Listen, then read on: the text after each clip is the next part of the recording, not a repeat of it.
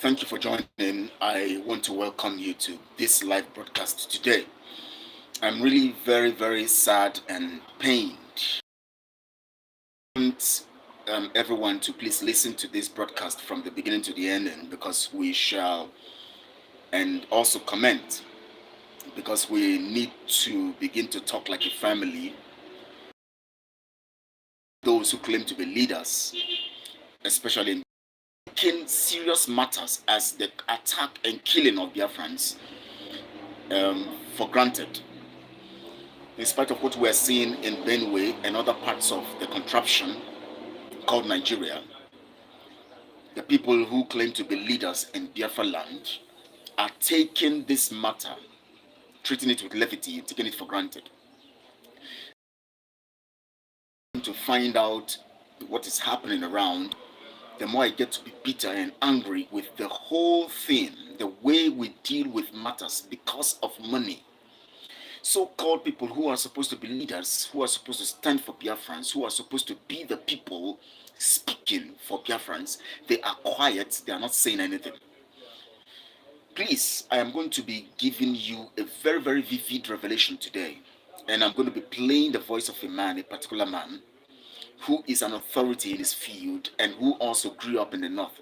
Now, remember yesterday I was telling us that we can be strategic using the idea of sentiments, talking about socializing, as Usman Danfodio taught his people to be tactical and social, to be able to penetrate us. That is what you see with all these Mamajiris and those in Biafraland who come and talk as if they love you, and they come around trying to sew your shoe and you pay them. They come around trying to pick your debt and pay you for it, and they want to take that stuff, and they are behaving as if they are just there for business. In fact, I saw one post today, and somebody was, even a Biafran, was sponsoring that Northerners should come to Biafraland and do business, sponsoring a program or a talk by a Northerner saying that people should come to Biafraland to do business. Is it that anybody just enters your land and do business? Especially when it is not about profiling anybody. We're not profiling anybody. There's nothing like profiling here. When you discover that a set of people are dangerous to you, you have to design a measure or a means of keeping them away. Look at what Trump is doing in US. Is it that he hates everybody in other parts of the country, or Venezuela, or Mexico, or whatever part of, or Afghanistan, or wherever they're coming from, or Somalia? No. But because he knows that the terrorism they are getting, nobody knows anybody's mind. But there's an angle. There are people there are nations that promote that most of them, what they think about is to terrorize other people. And so, looking at these kinds of things, you create measures. That is why we have to avoid the Hausas and the Fulanis from coming into our land. You know why? Not because we hate them, but because we don't even know among them those who are the killers. So we must create a standard to stop them. I don't know why the people from our place, the so-called politicians and the people who are businessmen, are quiet in this matter. Is it that they just want to be quiet so that their businesses will continue to flourish and Nigeria government doesn't come to probe them? Because we know that Nigeria government, according to the witness today, I'm going to play it now to you guys to listen. According to the witness, you will hear from the man who is in the middle of the whole thing, talking about this matter. Is it that because they don't want their businesses to be profiled or them to be investigated because of their criminality and the things they're doing wrong? Because some of them are in the same court with these Nigeria government agents and all these people, they work together even from other tribes. That is why they will not say anything, because if they say anything, they are going against their cult program or their cult ideology. And they are also working against their members who are also evil in that context. So they guide and protect themselves by not saying anything. Oh my God, I'm really, really sad about what is happening in Biafraland. Thank God that I was able to see what Barrister Aloy Jimaka posted today, talking about General Ihejirika, talking about him coming into this. I'm going to talk about that later, but please, as you join in, like this video. As you watch, please like it. Very, very important, because when you like it, other people it will be signaled. It will show to your friends and fellow followers that this video is important. And then when you also share, you help people to get it directly and to watch And then when you subscribe, you help us to be on the top lists or the list of what WhatsApp will share. We cannot be looking at this truth and this kinds of narrative that I'm making and keeping quiet about it. I'm not here to come and show you, play you videos of people who have died and show you videos of what, of gossips and all of that. I am here for serious business, and I believe it is time for every one of us to be serious. It is time for serious business. This is not time to come and shake your bum bum on social media and then you forward it and then you see 2 million views, 1 million views, and you see comments. Oh wow, great. Whereas the Fulanis are facing and doing serious business that is costing us lives. That is costing lives. Doing business, human business, killing business, taking the lives of our loved ones, and maybe we may be the next if we don't do anything about it. A lot of Biafrans constituting nuisance on social media. They think that it's all about making money. Let's do comedy. Let's I'm not against comedy and all of that, but please, when you find a situation at a particular time, make it a priority. Do your comedy, but put more of these things and talk against them. We must begin together, because the Nigerian contraption has become a danger to every one of us. The contraption we are in is now death warrants, and that is what Britain wants, for us to be overrun. They want us to be overrun so that they would now have the deal with the Fulanis. They call themselves Christians, right? Religious people. That's what it means. Christianity is about religion, control, because religion is a tool of control.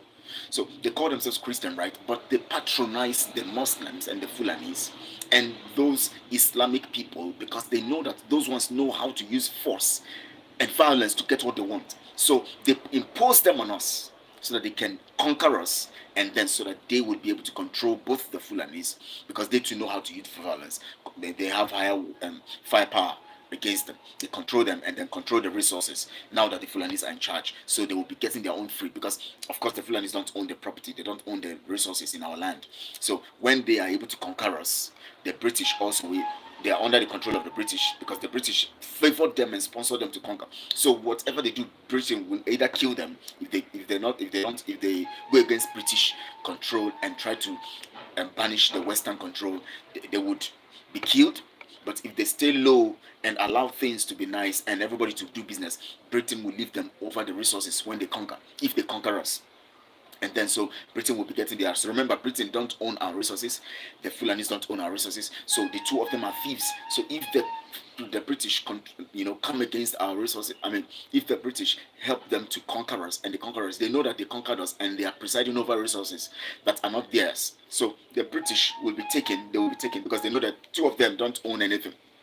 They are only people who have taken over and have stolen the resources. And that is what they want to achieve. And I want to tell us today that enough is enough of our dormancy, our docile attitude, our behavior, our nonchalance. All we do on social media is shake bum bum and post pictures, show how we have built a house, stand beside a car and snap pictures. And all we do is just to promote comedy and just laughing. And every day we are laughing. Whereas the Fulanis are advancing and planning and perfecting their plans of killing us, killing our children, coming to take over our land. Enough is enough of that matter. We must stand to the truth. Now today I'm going to be playing this particular video, and I want you to please share.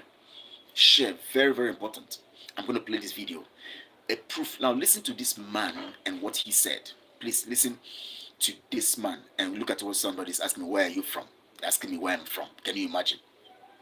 You don't know where I'm from. You don't see my name Kelechi. You're asking me where I'm from. Instead of you to look at the issue I'm looking at, the important thing I want to tell you, that is how we Biafrans are so stupid. I don't know if you are even a Biafran. Anyways, I don't know, because we just don't have sense.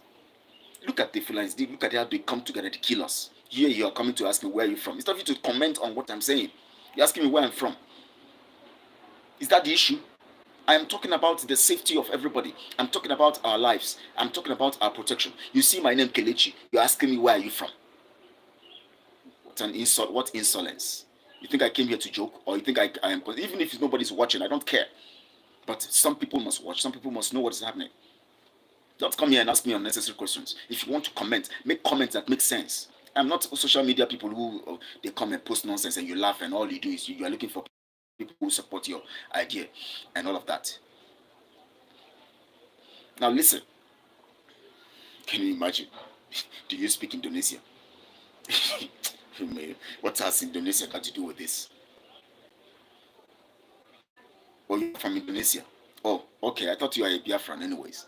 Sorry if I've talked too hard on you, because the name there I'm seeing is rural design.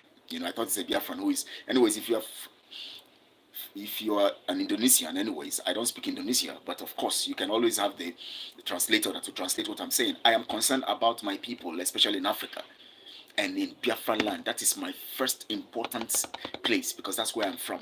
I'm concerned about it, and that's what I'm talking about right now. Now, please, I want us to listen to this particular man and what he said, having an interview with a lady. Please, let's listen. Let's not be distracted. It's very, very important. I'm going to be playing this through the Bluetooth and all of that. Listen. More than 200 people were killed. When I woke up this morning and I got the story of what happened, the first 7 calls I put across were all killed. The first 7 guys I called. You tried to call, we're all dead. Exactly. They were all dead. So in my village today, if you speak to someone, just be very rest assured that in the next 1 week or 2 weeks, you hear the sad news about that person you've just spoken to. And do you know, before now, just last month, about 20 people were killed in that same village. They are the Fulani, and it's not ethnic profiling.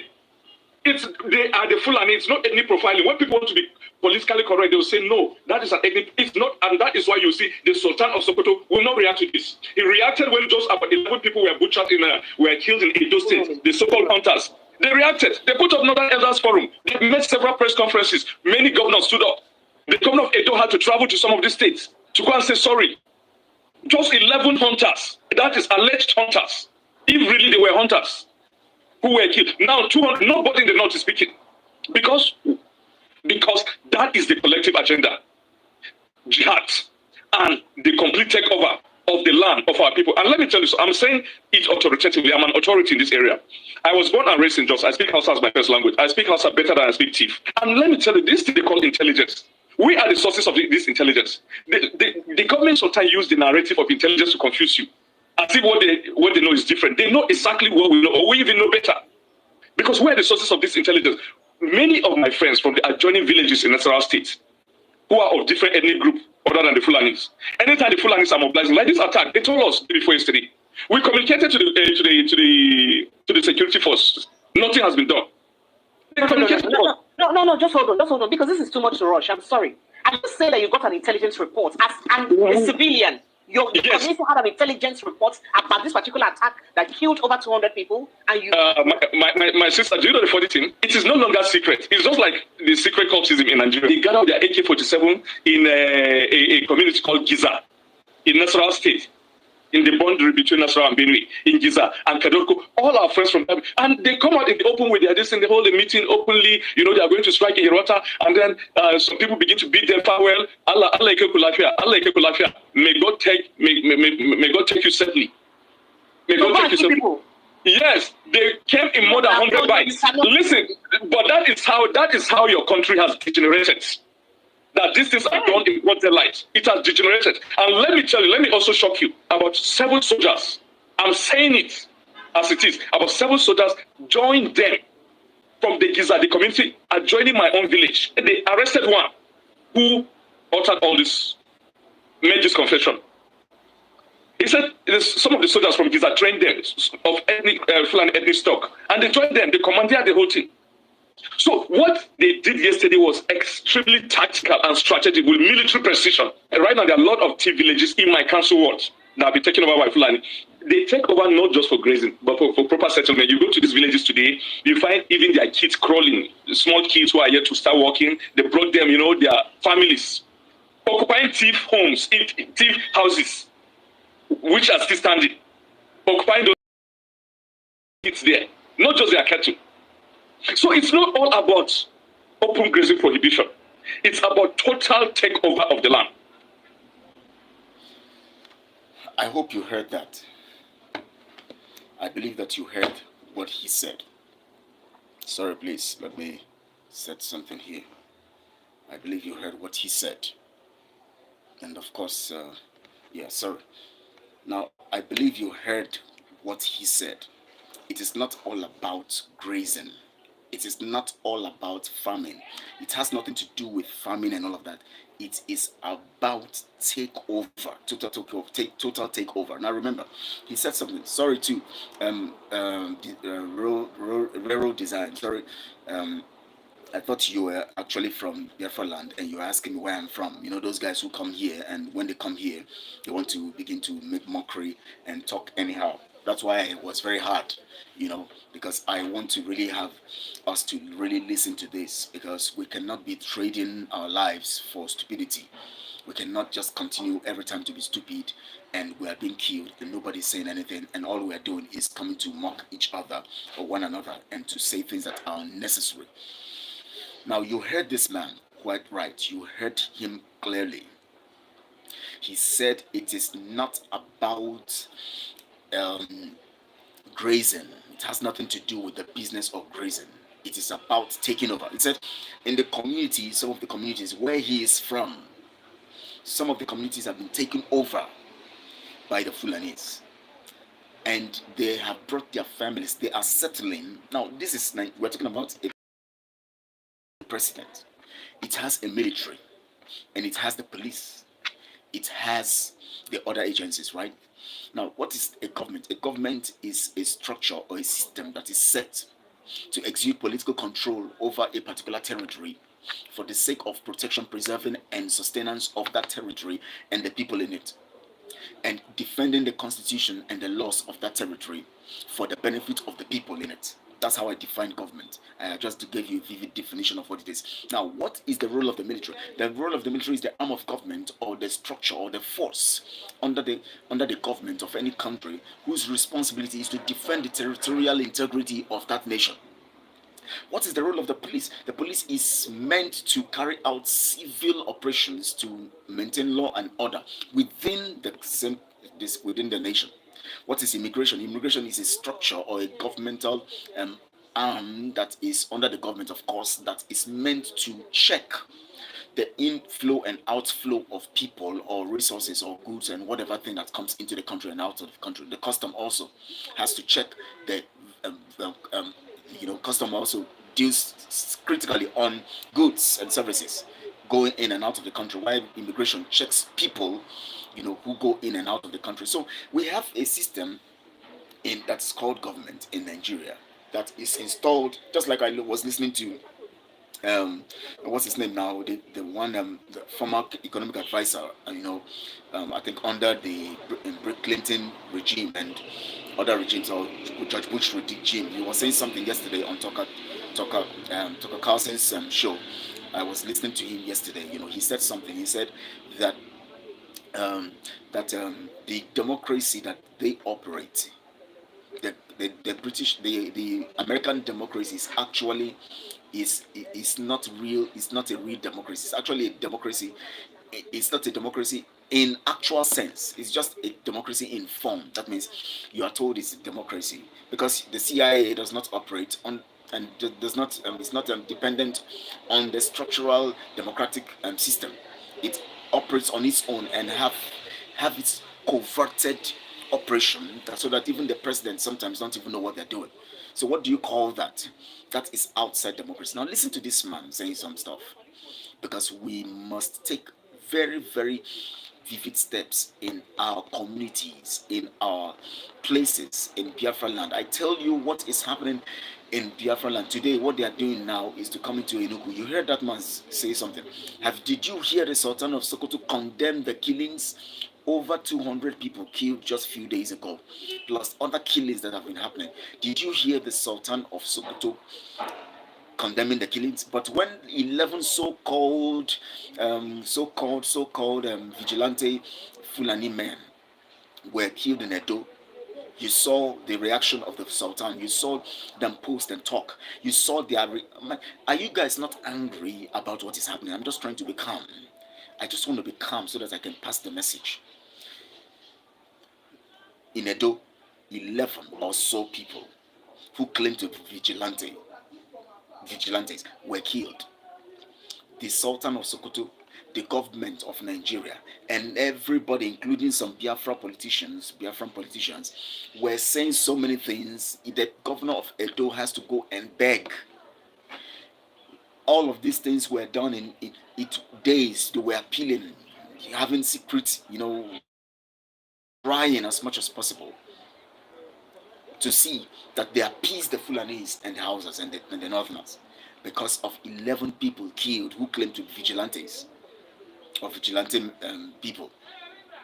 Now, over 200 people killed in Benue, tens of people killed in Enugu, yet no governor, no president, no sultan, not even the business people in Biafraland. Nobody is talking. It is the common people that are just talking on social media and who don't even have the ability to do anything about it. Now, you can imagine that this is calculated to deal and conquer us. You don't need any soothsayer to let you know this. You just don't need anybody who says he's a spiritual person to open your eyes to the facts. That it is clear by happenings, it is clear that we are a target for annihilation. We are a target. And it is a program designed from the top, the British, to the government of Nigeria. You hear of, ethnic cleansing in different. Have you ever seen them talk about anything critical about Africa? In spite of the fact that most of the things happening in Africa are worse than what is happening elsewhere in the world. Worse than whatever is happening elsewhere in the world. They are not talking about it. The West is not talking about it. Right now, all that Trump, I love Trump, of course, because I believe that he stands for uprightness. All that Trump is talking about now is the Middle East and Russia, his interest, America first. They know they are not talking about Africa because they are still getting their inflow of the resources without any hindrance, without restrictions. And so that is making them keep quiet about matters of Africa. But the truth here is that nobody comes forward to fight for you if you don't have yourself to understand that you need to fight for yourself. Nobody comes to, they will be comfortable getting what they are getting from you. And if what is happening to you does not threaten what they are getting, they are not going to care about it. All they are concerned is that they are getting what they are getting from you. That is what is happening to the West. The West is not threatened. They don't see anything. They are not concerned. Once in a while, their news media will tell you, give you information. But the truth is this: the government and the structure, the international community, whether under UN, whether under anything, ICC or whatever, or any guise of any international stuff that is created or whatever those nonsense are created for or called, they are not concerned about your best interest. They are only concerned about their economic interest in your land. And as long as their economic interest is protected, they are not going to come in. So the only thing we can do is by our own self determine and decide to take action. How long would we continue to say this? And to take action, we would not expect the politicians in our land to do that. They are not interested. As long as their businesses are going on, some of them are even ritual killers. So why do they want to protect you? They thrive and they are happy with killings, and they are happy with blood being shed. In fact, they need blood to be shed so that confusion will be everywhere and nobody will be taking cognizance of their activities and their stealing and their criminality against the people. Because once there is commotion and trouble everywhere, including in Biafraland, you will not be bothered about who have stolen anything from your coffers or from your wealth or from what belongs to the people or from the resources or from the monies that are allotted for the development of the land. In fact, they would be happy for the commotion to continue so that the little land that has been or the little infrastructure that has been put down is blown up and destroyed. And they can tell you that the reason why it seems as if nothing is being done is because loss of the infrastructure, the things that the monies are given to them to do, are being destroyed. And so it is the terrorists, and then they make you feel like they are going to look into it, the police is going to look into it, and they make you feel like something will be done about it, and you'll be hoping, and then another strike comes. You are kept in perpetual fear so that you don't think well. You will not even have the time to say, hey, hey, why is this man who is stealing our resources? No, you are thinking of how you're going to survive, how you're going to eat, how you're going to feed your children, how you're going to have things done. And that is why they thrive in allowing chaos in the system. The politicians in Igbo land even have their own men that go to carry out chaos so that your attention will be divided. Why don't we come together in the communities? I like the submission of Aloy Jimakot that I just saw today. I think he submitted it yesterday. And he said Ejirika was instrumental in dealing with Boko Haram before he was removed under Jonathan. When they saw that he was hitting hard on Boko Haram, Buhari then gave threat. That was when Buhari came out and said that killing any member of the Boko Haram is like touching the north. And threats were coming from everywhere to Jonathan, President Jonathan then. And Ejirika was in charge, dealing and was bringing an end to the issue of Boko Haram and insurgency. And suddenly, they succeeded in threatening Jonathan to remove Ejirika, General Ejirika. And so Allah is giving a very, very important message. You people saw what I played, what this man said. Now, please, if you have not seen it, you can go back to the beginning of this video and watch it. You will see that this is a calculated program by the Nigeria contraption to frustrate and to deal with the people of Biafra so that we all would be down and destroyed. It's their plan to destroy us. It's their plan to conquer us. It's their plan to keep us out of the way of taking over our land and resources. How can you have a place called Nigeria and communities are now being inhabited by terrorists and the government is sitting down quietly? Terrorists are occupying the communities of indigenous people, and the indigenous people are in IDP camps. What does IDP mean? Internally displaced people. Imagine that you have let's say your community in Biafraland. I just want us to imagine this very well.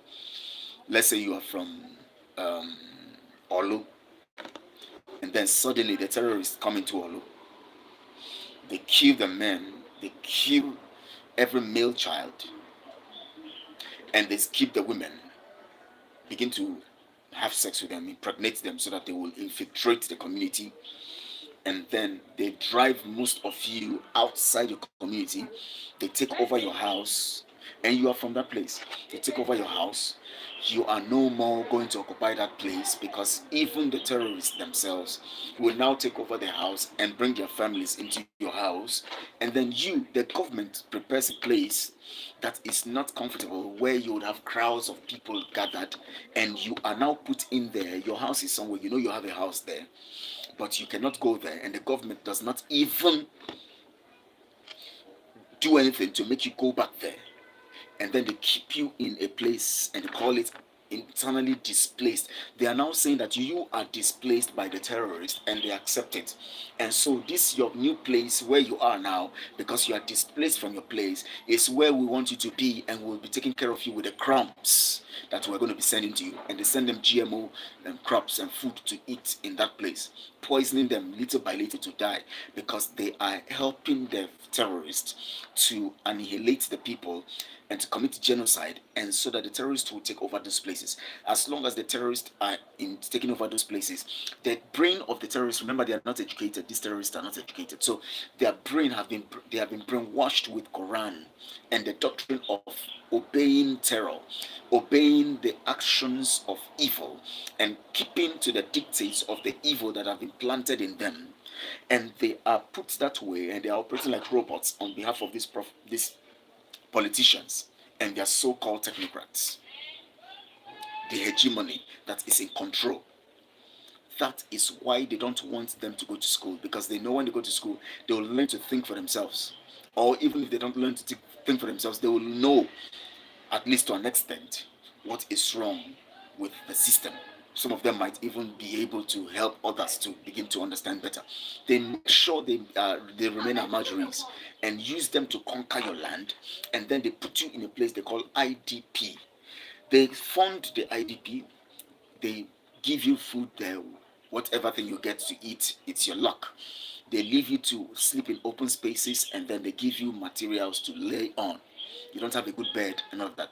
And they write in their budget billions of naira or even billions of dollars, saying that these monies are spent on that IDP camp.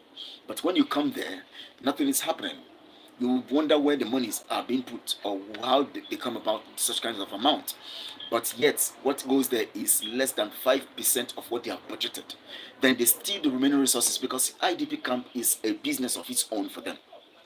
When they leave you there, you are now a product you are now a product helping them to make money using you in the IDP camp.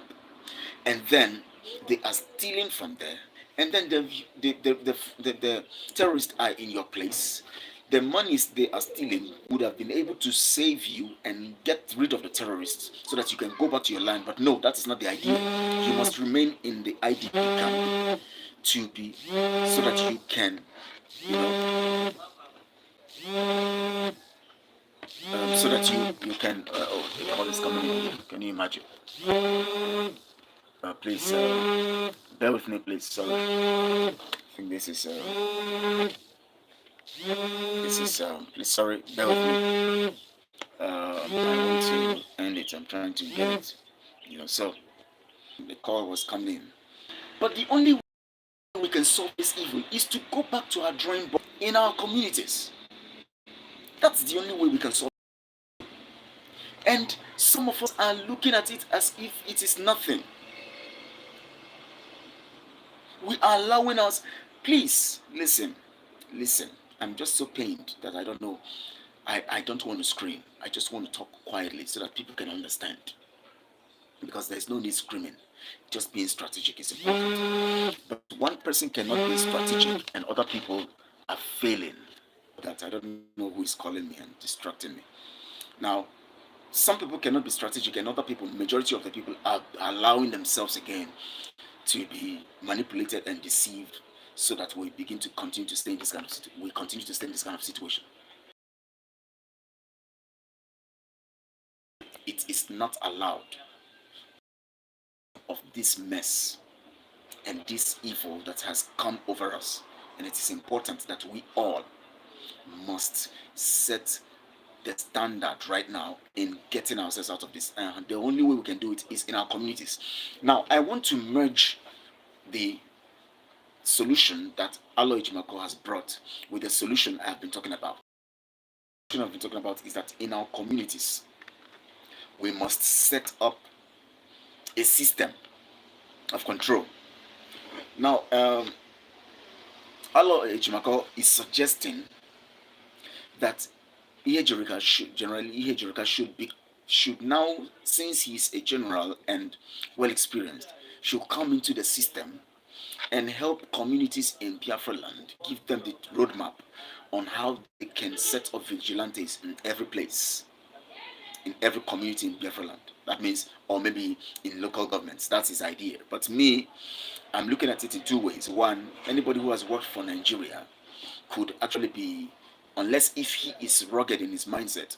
And again, who understands also that when he takes control and is able to have vigilantes in every community, how are we sure that he will not again see it as an opportunity of controlling every community and creating his own? I believe that he doesn't want Biafra to fail. I believe that he believes in Biafra. I believe that he believes in the Igbo nation.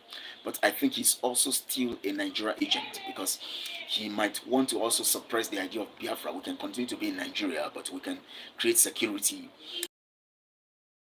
It's not just to end insecurity, we need to remain in Nigeria because Nigeria breaking off and the referendum that is even talked about is the only solution of this particular thing, bringing an end to this terrorism and also the waste of resources in taking, in carrying out this fight against this insurgency that's come to us, or the insurgents. Now, so my belief and idea is, as I've said before, we must sustain a community policing structure and style that would keep our communities so that the communities will be in charge of their own security. which means that my village in Biafraland would have its own men, boys, men from that place that are carrying out the security of that place. And we who are leaders, who are elders, will be putting resources together to make sure that these boys are well kept and well fed. When it is a community program and no one person is in control, it is safer for every one of us. That is why the idea of a unit breaker is not really, getting into me, because we cannot allow one man to control. You can see what it works against us in two ways. One, if that one man is a desperado, or somebody who is desperate, he hijacks the process. Two, if he's not a desperado, he becomes a target by the Nigerian contraption or the British. Just like what we see in the issue of Mazi Nnamdi Kanu. Mazi Nnamdi Kanu is in control, command and control. He sets up the DOS, but the DOS, some of them there, were working against them, or are working against them. In fact, they are sellouts. They are connected to the politicians, and so they are infiltrating. But when there is a control mechanism that makes everybody, and obviously to the Nigerian contraption and to the British, makes it obvious that everybody is in control of the security. Without one man, every community, every household is part of it. Without one person controlling the narrative, you'll discover that they would not be able to hold anybody, and attacking one person will not stop the program. So, and they cannot come and kill everybody, and so it becomes more complex and dangerous. They might begin to pay one person to come in as a loophole, or as someone who will start being a Judas within. But the truth about it is that with one spirit and all of that, that person will be exposed, and with time we're going to deal and crush it. And we must take decisive decision. I'm using these two words, even if they mean the same thing. Decisive decision to crush any rebellion or any betrayal, because the way we have been treating betrayal in our midst, not people who come to claim that people are betraying, not all those criminals who are the ones who are actually criminals, and they are telling you that other people are criminals, and they're telling you that those ones are betraying. We're talking about the real betrayers, which of course nationally we will know. The only person who is leading now is Mazi Nnamdi Kanu, and anything that goes away from his program is actually a betrayal. When someone sits on Mazi Nnamdi Kanu's back to build their own platform and then grow their platform and then begin to mess Mazi Nnamdi Kanu up by saying they have banned Mazi Nnamdi Kanu's camp or group, or banned IPOB or banned ESN, that person is committing a betrayal. That person is actually a betrayer. Because you cannot ban and disrupt and say you have ended a group you didn't form. You don't have the local standing in the first place. You're not the government. You cannot de-register IPOB. And you are not the leader. The leader of IPOB is actually incarcerated. He's locked up illegally. And so anything that would have to do with banning is from his coffers, as long as he's still alive. Even the people in DOS don't have the power to ban IPOB, because they are all appointed to be in those positions by the creator of the group, or the leader of the people. So you must understand these things. That is why the way I do things is different. No matter how wonderful you think you are, once I notice that you are actually betraying somebody else to do what you're doing, I know that you are not truly saying the truth, and you are not standing for the truth. And the truth here is that I would resent and be against anybody who is working against the people and against Mazi Nnamdi Kanu. Because once you open your mouth to say that you are against IPOB and DOS, now remember, I'm not talking about the people, I'm talking about the structure. Because some of the people there have sold out. And so it is not important. It is not important at all for that issue and that matter. We are concerned about the liberation of the people. And that's what our concern is. So I want to tell us that this is the time. Now you have listened to the audio or the video of that man, and you have heard all he said. I don't need to repeat them. We must take action immediately. Every community must begin to take action, and all of that. It is important that we begin to take action. Very, very important. Very, very important. Very, very important. Very, very important. Please share on all your social media platforms. Please subscribe to this if you have not subscribed, and please like it and let other people also get the information of the truth and all of that. It is very, very important. Very, very important. And I want to tell you that it is time, high time, we got this done, so that we will be able to successfully get our things done and get things done in the way that we should do them. Thank you so much, and I appreciate you guys. Please, see you again, hopefully tomorrow also.